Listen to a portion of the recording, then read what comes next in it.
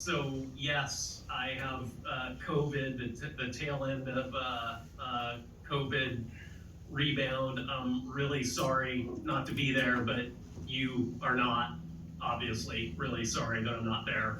Um, I am, I'm super excited to welcome Hugh officially to the Sounders family today.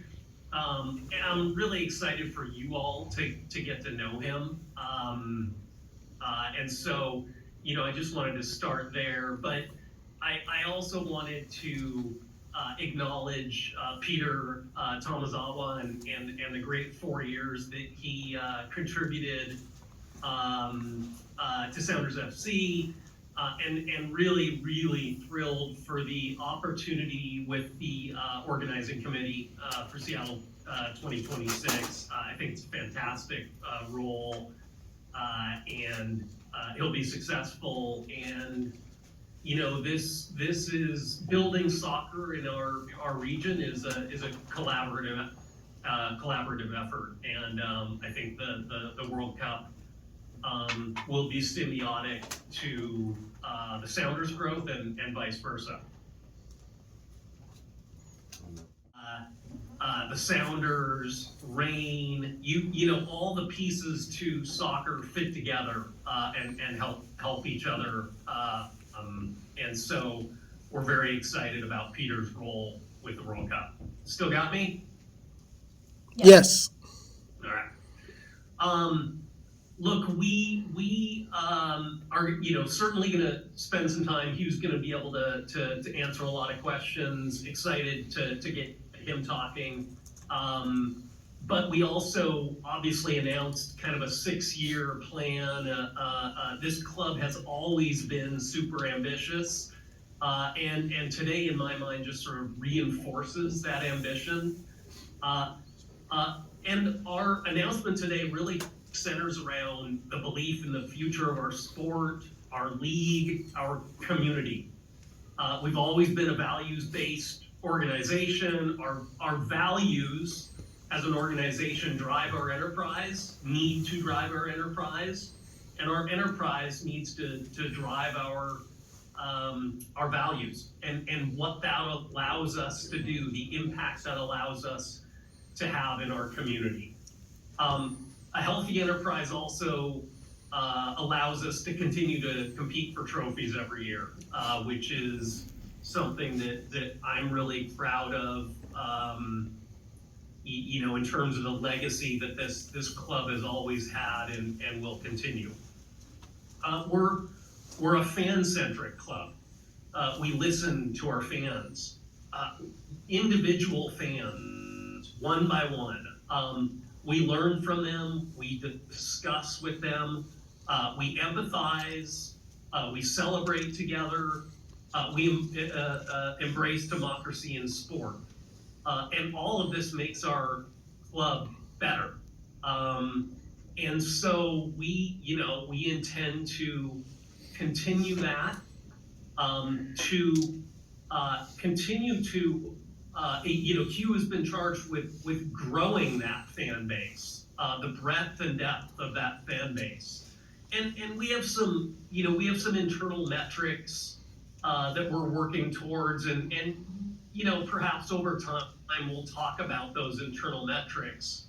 But suffice it to say, Hugh's goal is to bring more people into the Sounder family. All of this can't be done without great people, and I'm really proud of the people that we get to work with every day. Our staff is amazing, and Hugh's role will be to continue to get the best out of the group, get more out of the group, and to continue to grow leaders and innovators in the sport overall, not just in Seattle, but in the Northwest, in North America, and globally. In terms of the 6 years, there's a very clear long list of big, audacious, challenges that lie in front of us. Our new Apple partnership, maybe leading off. But we have the Leagues Cup tournament that has an opportunity to be a very big part of our fan experience and team side moving forward. Our 50th anniversary and all that entails, including a reimagining of some of our marks and imagery. The training facility, and certainly, you're all there. There are plenty of renderings, and we've talked a lot about the Sounders fields and the Sounders team portion and the business office. But it's 150 acres of effectively blank canvas, and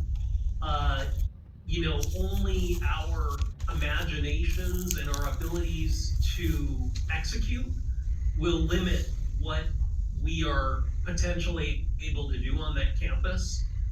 We have a really, really willing partner in Unico who is super anxious to create something really, really special on that campus. And so, without going into too much detail, there are lots of things that could grow beyond just a soccer training facility for the Sounders.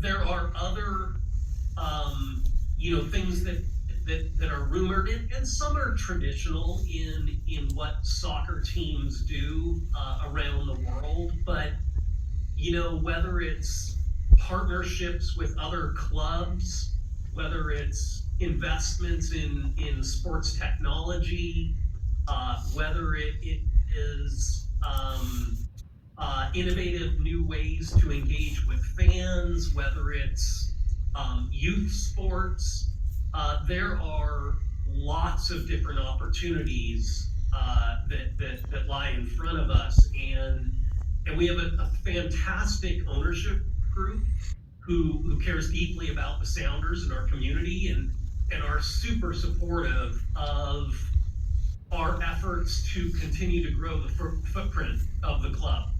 And so, Hugh will have to sort through those opportunities, and I can't tell you exactly what those are today, but over time, we intend to be opportunistic in ways that we can use the wind at our backs to grow the sport and the Sounders footprint. I guess the most important, the most interesting part of this for me is I get to work with Hugh again, or not again. I get to work with Hugh. Hugh and I have known each other since we were 19 years old. I've been calling him for his advice and counsel in sports for 22 years, or however long I've been involved with the Sounders now, 21, 22 years. I am 100% certain he's the right person to lead this organization at this time. And most of you know that I take my role as majority owner of the Sounders very seriously and very personally. This is my community. These are my people that I believe that I am a Sounders fan. I'm Sounders through and through. This club's been part of my DNA since I was 8 years old. And I wouldn't hand the reins of this club to someone that I didn't trust in the way I trust Hugh. So, Hugh's been on the ground working for a bit. I've gotten to see his touch with our team, with our fans, with our partners. And it's absolutely confirmed my excitement and belief in the fact that Hugh will be an amazing, thoughtful, passionate steward for our club, our sport, our community. So with that, I was going to hand it over to my good buddy Hugh Weber, and I'm sure Hugh has some opening thoughts as well. I have to admit, I woke up with a pinch me moment today. For a kid that grew up in South Tacoma, to be able to be sitting here and talking with you all about leading one of the preeminent franchises in Seattle and doing so with a bright future, again, it's pretty amazing. Before we take your questions, I do want to give a little bit of background or context as to, after 15 years of Adrian asked me to come work here, why I finally said yes. And it starts with the fact that this is a values-driven organization. I don't think I would have considered this. I know hometown and all that stuff is a great storyline, but having worked in sports for as long as I have seen the Sounders as kind of the gold standard in terms of what teams do when they lead with their values for the betterment of the community. And that is why I got into sports. I wasn't that kid who wasn't good enough to play, who wanted to get in the front office. I didn't even think of it, candidly, my background, that I one day would look back and be able to say I was part of teams that have done what they've done. To me, it was about the impact of sports, specifically athletes and teams, and how they can transform people's lives and impact communities, for sure. And again, I think the Sounders are leaders in this space, and I've been impressed in my short time on the ground here. The evidence of this is so strong, and we've seen it over the last few weeks, but the Sounders fans, the community, see the Sounders as kind of this beacon of leadership and how we're driving values and for the betterment of this community. And so being a part of that is a huge part of my decision. Secondly, I'm a builder. I like to grow and build things. I like I like the idea that whether it's the organization growing, or if it's us individually growing, or if it's all employees, I just have spent a lot of time inspired and energized around how we're growing as an organization, and the places that I have been places I've chosen to go because they've had that opportunity. And as Adrian has eloquently laid out, I see huge opportunity here from a league level, with all that's happening in terms of expansion, with potential franchises down the road, with the new Apple deal and the globalization, with the players obviously continue to evolve and grow, and we've seen their presence on World Cup teams recently. So I think MLS is positioned to do amazing things. I think the sport itself, with the World Cup coming in 2026, as Adrian said, it's a huge launch pad for us to continue to grow this sport in North America. And then finally, the Sounders have been incredibly successful. I mean, you can't argue that they're probably one of the best launched franchises in the last 25 years, for sure. But the question is, what can we do more? How possibly can we grow to be not just a great regional, not just a great MLS, but a great global brand that is taking that platform and then taking that energy back to do the value-based things that we want to do in this community. And we think that if we can grow through different avenues, not just, again, fan bases can be a huge part of that, and how we engage with our fans will be a big part of that. But there might be, as Adrian said, other technologies, other teams, other opportunities, right? We've seen it in this space a lot in the last 5 to 6 years. It's candidly what I did in my last role. And again, I feel like the ability to take some of my experiences and come home and do this was kind of a once in a lifetime opportunity. And finally, I'd say, again, this is a personal decision for me. My 89-year-old mother my 89-year-old mother was pretty happy when I told her she'd be seeing more of her son. And so it's been a long time, it's been a long journey. Super proud and humbled to be part of the Sounders family, and look forward to working with you all and bringing all these plans to life. So with that, I think we're good for questions. We'll open for your questions. Just a reminder, guys, with Adrian on Zoom, if you can speak up so we can hear you, it's super appreciated, especially for questions being directed his way at this time. The floor is all yours, media members. Hugh, your experience with the NBA, the NHL, a building, Prudential Center, Right. even soccer, how will that help you in this arena? I mean, there's the growth of the NBA and Right. just the breadth of all that experience. How does it manifest itself here? So every league is different. Yeah. Right. Every fan base is different. Every market is different. But I would say there's a few things that are commonalities, and that how teams create the practice of engaging with their fans. Not just listening to them, but actually making sure that their relationship is unique and personal. I think is a commonality wherever I've worked. And so operationally, internally, we'll do a lot of building of structure of how we bring that to life. So making sure our season ticket holders are people that feel like their investment is a good one in these tickets. We know that they are. They're taking money out of their family budgets to come to matches. And they're doing so because they're creating lifetime memories, and they're having these magic moments, and they're part of a larger global community, and they're doing so with a team that believes in the same values that they believe. All of that stuff is things we have to do. We have to do it with our partners. We have to, the corporate base here in Seattle is amazing, but we have to align with them in terms of what we're doing and how we're doing it. And then also look at, again, international or national sponsors that might be able to help us be part of this. So I would say that those are all the building blocks of what it is to run a franchise in any market, right?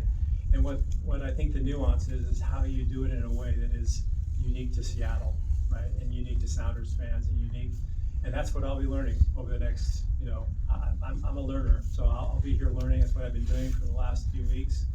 And again, as long as there's an open engagement with our constituents, I think we'll be in good shape. With that in mind, soccer is a very specific sport. It's a very proud sport. I just kind of wanted to get your take on what your experiences or your attachment to the game has been throughout your life. So I grew up here, so I was a Sounders fan. Like I was here when only the Sonics and Sounders were here. So I remember what it was when you felt like we were an outlier in terms of professional sports. But probably more recently, my experience with the English Premier League and Crystal Palace.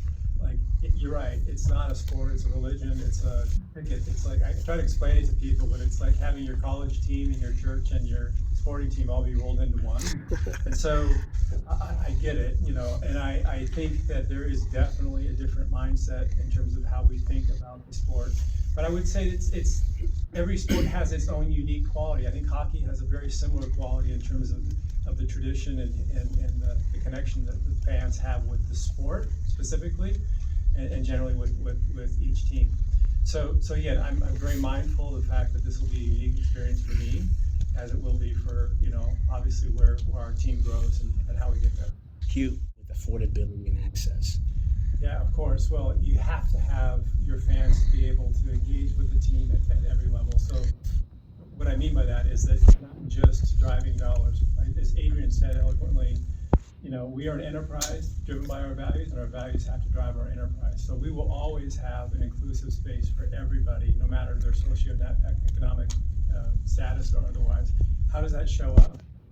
We have always comp tickets to the community. We've always engaged through our programs through the Ray Foundation and others to actually grow the sport, inconsequential of how much money you have in your pocket, right? So I think that is how we will continue to progress, and we'll figure out how we talk about how we find corporate partners, how we might look for ways that we work with those types of individuals or corporations to help us expand the affordability of the game. What about the background, 19, or you were 19, I don't know how old you were, but... Don't go there. I was 19 as well. You were, okay. I was going to put you on the spot and say no, yes. Jada, we can't discuss that. But I mean, like, Yeah, I mean, just a little bit of what the clean version, I don't know. No, there's a very clean version. Okay. We were both on the up and up. I had a roommate in college that was a high school and teammate of Adrian's.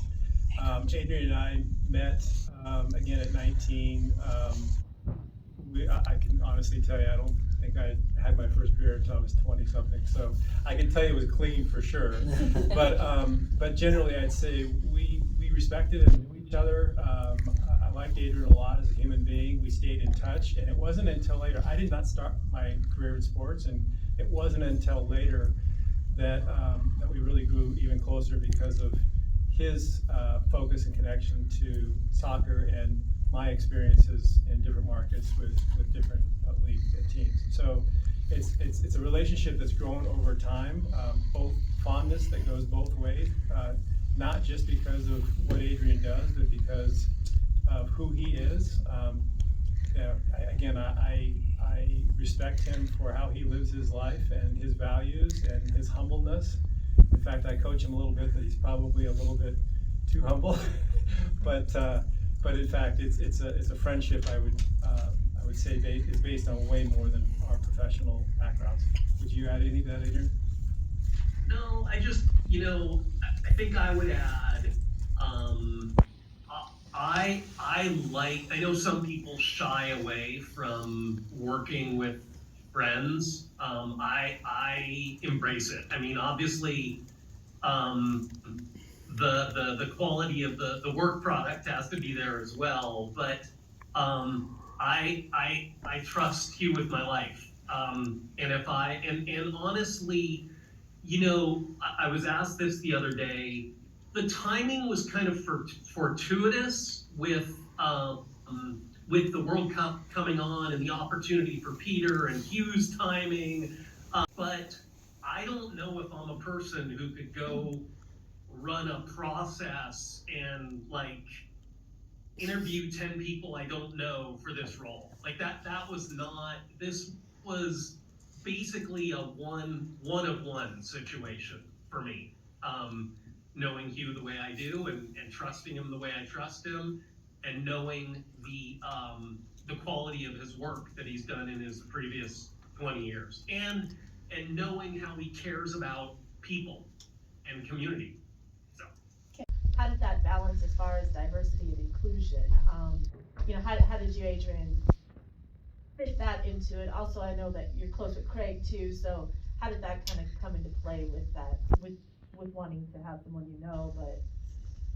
yeah, no, it's a super fair question, Jada, and look, one of the things that Hugh and I talked about probably starting 10 years ago was his track record in developing executives, racially, ethnically, sexual orientation, diverse executives. And so, again, it is super fair. Hugh is a white man. I sit here and see that, but for sure DEI was part of the conversation in bringing Hugh on board. Follow up to that. You're gonna hire who looks like you. We see that everywhere, right? And that's fine. But moving forward, have you all? It sounds like there's been some discussion about maybe now looking at that as you come on moving forward, because the past is the past. Yeah. But moving forward. So let me build off of what Adrian Please. said and maybe answer your question from my perspective, which I hope answers your question. I think that it's proven to me that diverse teams of human beings perform better, period, right?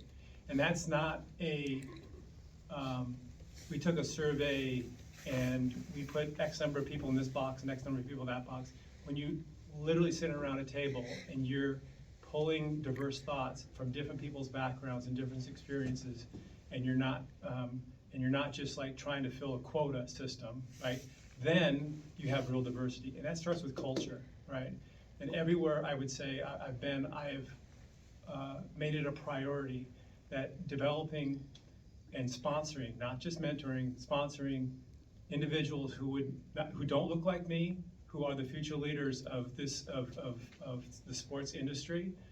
I'm super happy with the progress I've made. We're not there, right? And I see right now myself as a steward of developing the next leader who's going to sit in this chair, right? And that's my job. I told Adrian day one, like, I am here to develop that next person that's going to take this job, who will be hopefully not looking like me, right? And so it starts with, how can we attract, recruit people to the Sounders organization who want to grow? That's why you hear me talk about growth. This is about people who want to be part of challenging themselves to get a little better every day and to come into this very special team, but to have the opportunity to lead at some point. And so that's my way of leading. It's my way of coaching. It's how I've managed my every team I've worked with. And I think that I would ask you to sit here in a couple of years and ask me the question again, right? And because that's where the proof is, right? Is when we can actually show real leadership and real diversity in our conversations around the table. Hugh, to you that you're gonna come and work for a team or in a league that has a lot of diversity. You were talking about fan engagement that is the same across the whole sports. Does that represent to you a challenge, or have you thought about that? I actually think it's an opportunity, Felipe. I think that first off, I want to tell you that I actually think the NBA is a more global league than you're giving it credit for. Yeah. I know for a fact that the majority of players in the NHL don't come from the United States. They come from other parts of the world. So every league has its own, I would never compare those two leagues to the scope of soccer. No, not a chance. But I do think the fact that the Sounders are part of a league that is now competing on a global level, as we saw a couple weeks ago in Morocco, actually creates the opportunity. We have the Apple deal coming up where literally our games will be available to people globally. And so I don't see that as a hindrance. Like, I'm not going to take this view that, oh my gosh, we've got, hockey and basketball has this like preconceived map of what it's going to do. I think the entire world is open up to the Sounders brand. I think it's upon us as an organization to figure out how we leverage that to grow the fan base. Along those lines, how do you leverage the opportunity of hosting a World Cup, and what does the Sounders' involvement with that entire experience look like?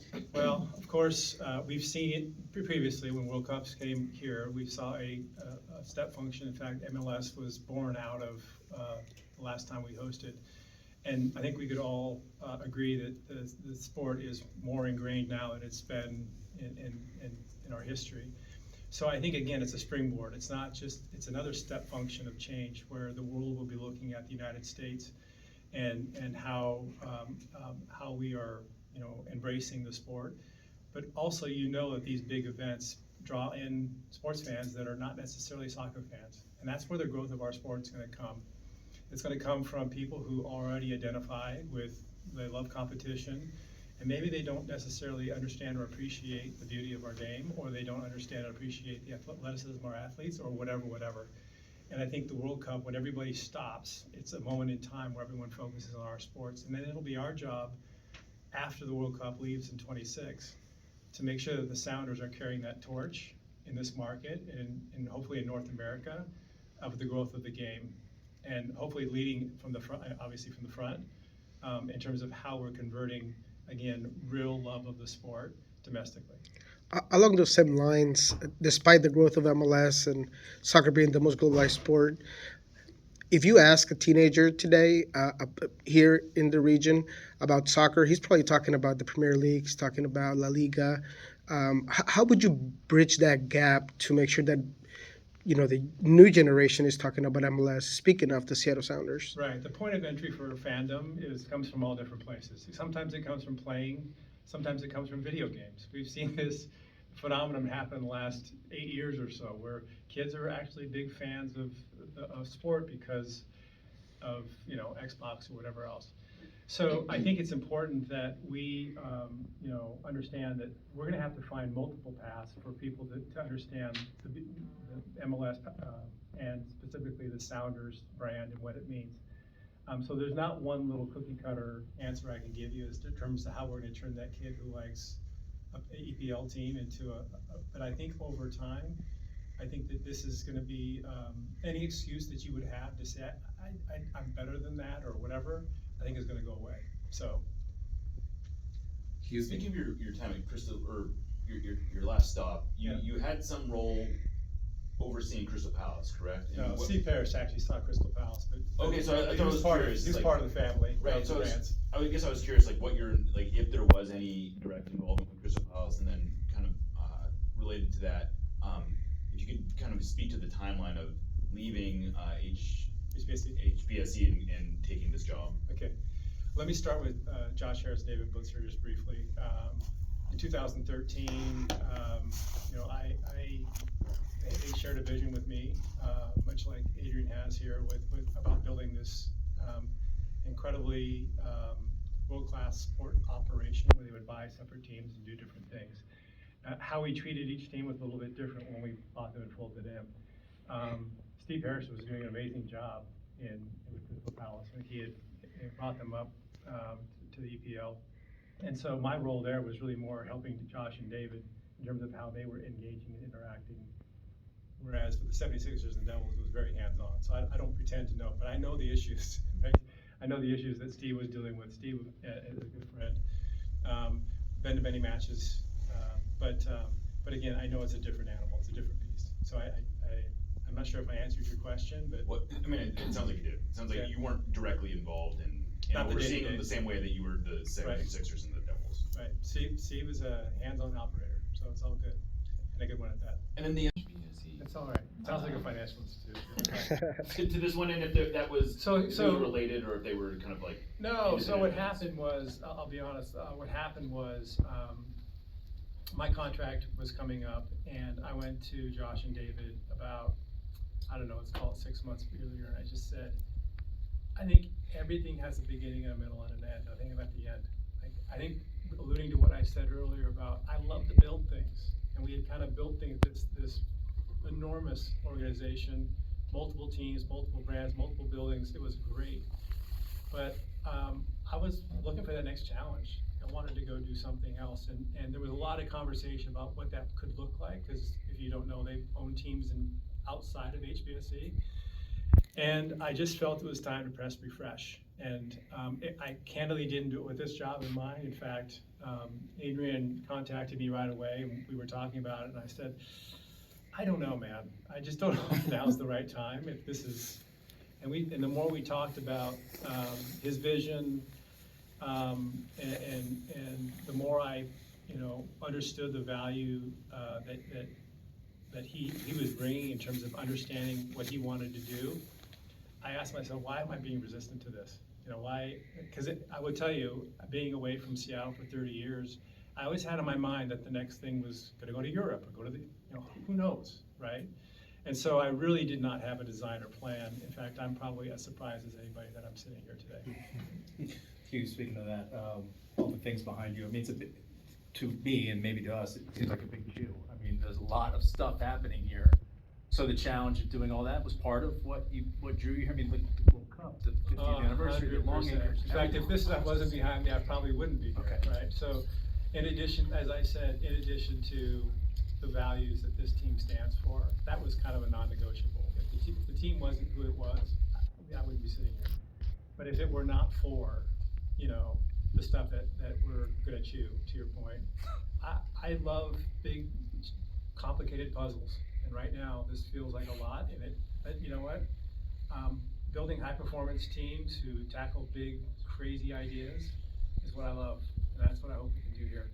Thank you. Danny Jackson, I've been a member of the Deep Food who sat there as part of the broadcast team of the radio for a number of years now. You mentioned Apple and the relationship that Apple's going to bring to the league and to this franchise. If the broadcasting component is the tip of the iceberg, what sits below it? What excites you about value that Apple can bring with partnership? Well, Apple has proven themselves to be a pretty successful company. And they have put their full weight behind this partnership. This isn't like a, dip your toe in the water and let's see what happens. They have a lot to lose if this isn't wildly successful, right? And I've never seen Apple actually, do something that half-baked, right? And so I think that their commitment to this and their belief, which is as strong as ours, that this has real reach and scale, and to be able to do not just outside the 1,000 matches we'll show in terms of MLS and MLS Next and what have you, but in terms of the content and the content that'll go around it, and how that our brands will be more accessible to more people on a broader basis. I think that is what gives me the excitement, and knowing that they are behind it and with all of their weight, for sure. Along with avenues or uncharted territory, things that you can get into to help do that? I mean, specifically, ideas right now. Right, so tactically, there's a lot of small things you can do in terms of how you, again, talk about, where you show up. For example, if we're talking about conversations about the best MLS teams, okay, we're in that conversation. But if you're talking about who are the best run sports organizations in any league in North America, I don't know we've ever had aspirations to think of ourselves that way, right? If you think about who are the best at developing players in the world, I don't know if you've ever had aspirations to think about that, And so part of this starts with, what is the vision? Can we actually put a pin out there that says, we're gonna go reach here, and we're gonna build a talented group of people around it to go do it, but it's a moonshot, and let's go, right? That's a little bit different than saying, and then all the tactics follow. That's why you build high-performing smart teams. I can't give you all the tactics of how we're gonna get there, but it starts with, again, saying that's what we're gonna go achieve. We're gonna go do it. And then you build the plans around it. But it's small incremental steps. There's not one big magic thing that, otherwise everyone would do it, right?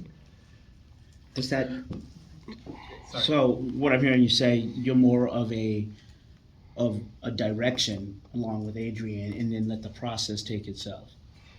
So you build the process step by, what people sometimes misunderstand about sports teams, they think it's this big glamorous thing that, you sit back and it must be pretty, fun to do and all.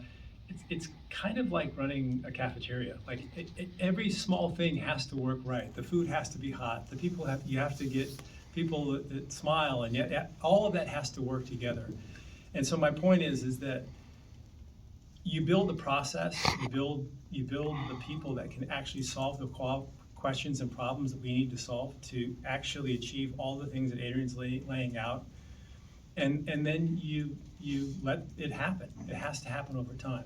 So there's no magic here that I can tell you, like, these are the 4 things we're gonna do out of the gate. You will see changes in how we engage with our fans starting in 23, 100%. How we are engaging our season ticket members, how we're rolling out our partnerships, how we're thinking about things. You will see those things immediately. And you just have to trust me that they grow over time to be global in nature. Sorry. Yeah, the follow-up, excuse the naivete, but how did Adrian, Hugh, Craig, and Brian how does all that work together? How does it all work together? Yeah, because I'm more of watching the team, the business. I'm just Yeah. If you could help me out. In any sport, the business and the let's call it the technical side of it, they are semiotic. They have to work together. I would say that we take a mentality, starting with Adrian, that we are one team. We're not a soccer team business, a soccer team technical. We're one team. And everything we do culturally around, if you work for the Sounders, we try to have it be have that experience to be similar, whether you're, in training in the room or if you're in the boardroom. It doesn't matter. We want that experience to be very similar. So Craig and I and Brian and Adrian, we talk continually about how we're, again, building culture that's consistent, so that when someone says they work for the Sounders, we don't want them to say, well, I work for the Sounders finance department, or I work for the Sounders, you work for the Sounders family. That's just it. So there's a lot of communication between us as leaders, but there's also communication. Again, we pull people in, and every time we gather the team together, it's with both the technical side and the office. Sorry. Yeah, if, it was mentioned by Peter that some things had to be shelved, as far as plans to grow, after 2019 because of COVID, and the shutdown. So as far as the 6-year plan, how much of that is kind of going back to what you really wanted to do before COVID, or how much of it is new, innovative ideas that? I wasn't here in 19, so I'm gonna let you answer this. Yeah, and I wanna, before I get there, Jay, I wanna go back to, something Hugh glanced over, but again, I'll take the opportunity to reinforce it. These teams are, and more so now than ever, are big, complicated, interrelated, super nuanced organizations. And again, I do think sometimes people think, oh, you just, you turn the ticket sales thing on, and all of a sudden, people just start flocking in, doing that, and you, oh yeah, of course, the big effing deal advertising thing, that's easy. You just kind of, go into the back of the shop, and something like that comes out the other end, and the Rave Foundation, well, of course, you build fields, you just throw a few dollars. All of this is super complicated, and Hugh, I think, was talking about building the machine, I call it the muscle sometimes, to take what we have today, and again, I'll just throw it out there, double it, requires amazing leadership, amazing people, amazing systems and execution, all synced together perfectly. And again, I've seen what Hugh has done with other organizations, and I am super excited and confident that we will get there. And it'll take Was some the time. collaboration in that plan with you, Hugh, as you came into the? I'd say 6 years is a little prescriptive in the sense that I've lived through it. I've lived through a 6-year window previously. I've lived through the stabilization of a team before that, and it was just my experience to know that there are going to be a good deal of benchmarks that we'll be able to see in 6 years. And again, it could be 5, it could be 7. I'm not getting crazy with 6, but I think there was some thought put into how long it takes to get certain things done, and also earmarking around 2026. So it's some years beyond that, and I think that's the mindfulness of that. I'm Nico Moreno, Puget Sound. I didn't quite introduce myself. I kind of wanted your take and Adrian's take as well on this. The Hispanic community is highly motivated by soccer, and despite the Sounders having one of the best attendances in the MLS, the demographic of Hispanics is still quite low compared to other teams. Part of that 6 years, is there any emphasis on what you mentioned, engagement and resources towards that community to get that Hispanic community more into the games? 100%. I'd love to sit down with you and get your insights, honestly. I'd say it's a huge opportunity, and we just have to understand how to engage, as I said earlier, on the terms of that segment, for sure. You got one to do. Oh, well, I was gonna say, when you said that you lived through a 6-year, can you go through that?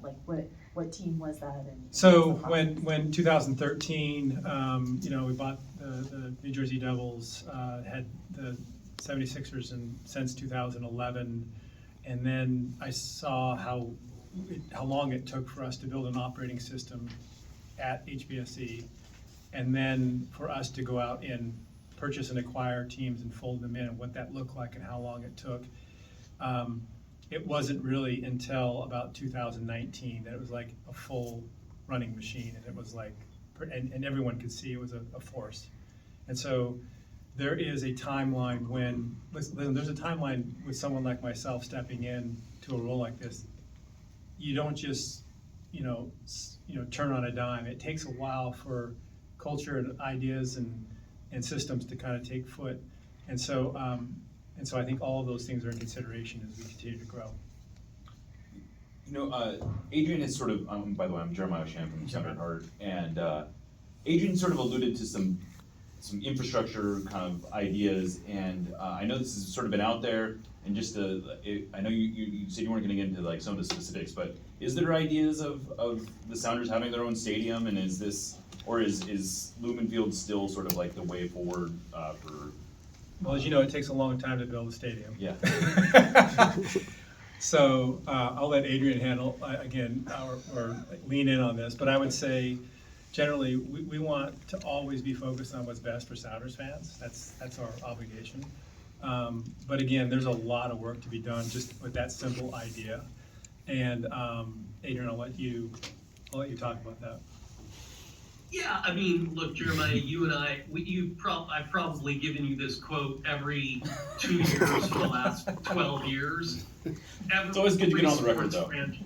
What's that? It's always good to get it on the record again, though. Okay. Well, no, I was gonna say my normal, like every sports team on the planet dreams of their own perfect, amazing cathedral to their sport.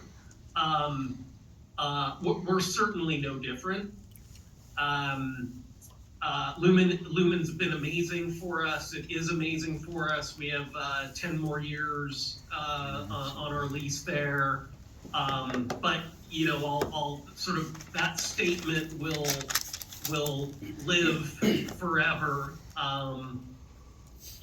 If and until when we had our own stadium. So. When do you break ground on as far as building the fields?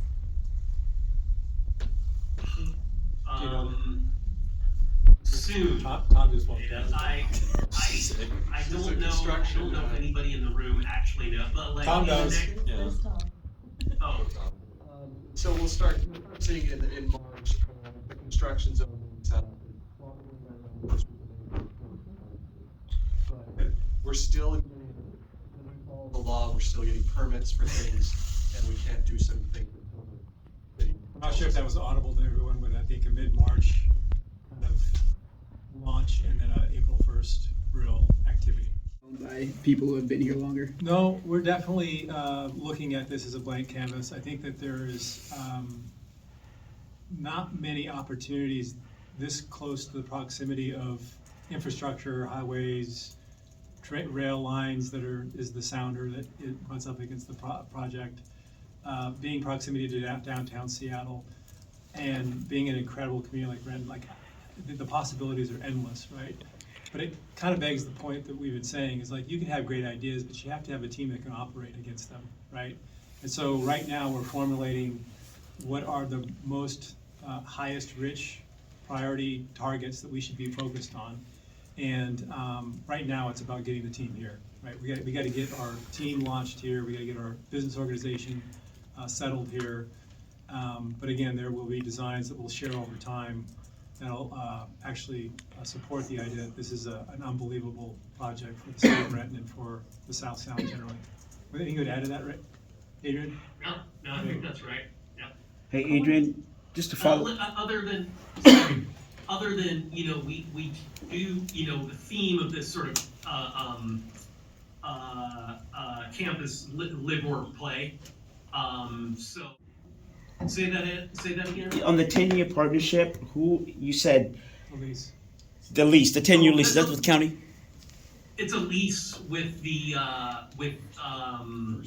First First and and Goal, Goal, which is the operator of the stadium. It's a sublease. Okay. Adrian, with Providence, and actually I wanted to get your opinion too, it's my understanding that you've been in communication with fans about assuring, I guess, or recommitting to your values. Wanted to know what that is right now for, and Hugh, how might have you handled it differently Right. or expected blowback differently?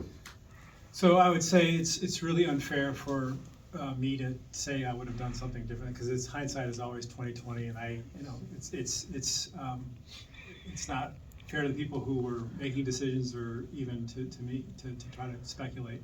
But I will say the job is 100% mine to activate that partnership in a way that brings integrity to the values that we're talking about. It's 100%, with my leadership in the organization, job is to execute against what we say is an additive bonus in terms of how we're showing up in the communities. Because until we do that, it's just words, right? I will say I have been privileged to sit on some of our supporter groups calls, engage with some fans, and again, I was moved by personal stories of the people who were hurt by this, right? Who felt that the brand and the team alienated them, and in fact, their personal stories were gut-wrenching, and it's hard. But I will say it added to the motivation of our team to make sure that in fact the value of this partnership, it will be judged over time. Like we need to go get active and do the things that we believe. In fact, maybe even lean into some of the communities that felt most hurt at this time, because as Adrian has been saying, like the Sounders' values have not changed, right? So we have to just again build credibility and legitimacy around that with what we do. Is there anything you would add to that? I guess the other things I would add, I mean, our fans are amazing. I'll maybe reiterate, sitting with fans and hearing personal stories, the vulnerability people were willing to share with us about how they were feeling was, it was sad, it was humbling. Again, to Hugh's point, it was a great learning experience. And back to Hugh's point, the Sounders, our values have not changed one iota. We want as many fans in the Sounders tent as possible. And we understand that there are some fans who maybe have a foot out of the tent right now. They're in a wait and see posture. It's our job to prove that we are who we said we were 2 months ago. And to Hugh's point, again, that can't come in a week, and it can't come in a month, and it can't come with a bunch of words or tweets or sound bites. We have to show up and prove it, and we will. And again, I'll go back to when I was talking about how complicated these organizations are. This is one of those pieces to the puzzle that makes running a sports franchise so complicated. These are community assets, and when you're a community asset, there are a bunch of real, positives and easy things that come with that, and there are a bunch of challenges and responsibilities that come with that. And for me, having a thoughtful human being like Hugh helping lead us through these complicated issues just makes me feel really good. And Hugh and a bunch of other people in our organization, our entire organization, but Hugh being able to, and having seen a lot in his career. Yeah, that's what I would add. We're going to be, to your fan base, a good idea from the beginning. So what was the thought process at the beginning of that to go with a company like that? Well, without going into too much detail, our previous partner was associated with the Catholic Church. Every sports team in the Northwest is associated with the Catholic Church, as a medical partner associated with the Catholic Church. So we went to the market with our asset and started having conversations. And I'll go back to ultimately where we landed, which was, ultimately we kind of looked at 4 criteria in this partnership. One, Providence Swedish was going to take extraordinary care of our athletes, both physically and mentally. 2, we wanted to do business with people, leaders, who we believe in and think are good people in the community. And we think the leaders of Providence Swedish are really good people, and the people that work in their organization are good people. 3, we believe that the overall value that we can bring to our community together far overrides the negative. We think that ultimately we will be able to deliver amazing good in our community. Certainly starting with our efforts in Renton around mental health. And 4, Jada, I mean, there is certainly an economic reality to partnerships. Again, we do run a business, and we have to balance all of the different pieces to make sure that we can continue to try to challenge for championships while also delivering to the best of our abilities in our community. Historically, unbelievable, reaction. Even outpacing the most successful launch we've had to date, which is the Hendricks jersey. I think it's an incredible reflection of how important Bruce Lee is to this community, but also how our fans, are engaged with this team and love, again, the initiatives we do that are focused on the community. And there's a story behind the kit that goes way more than just a brand.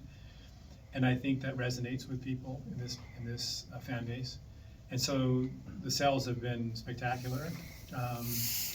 And again, we're hopeful that they'll be a seminal part of the 23 season for sure. When you have 2 global iconic kids, speaking of who you're commemorating, Right. How challenging is it to have a follow-up? I mean, there are very little people with that type of influence. This is to keep raising the bar.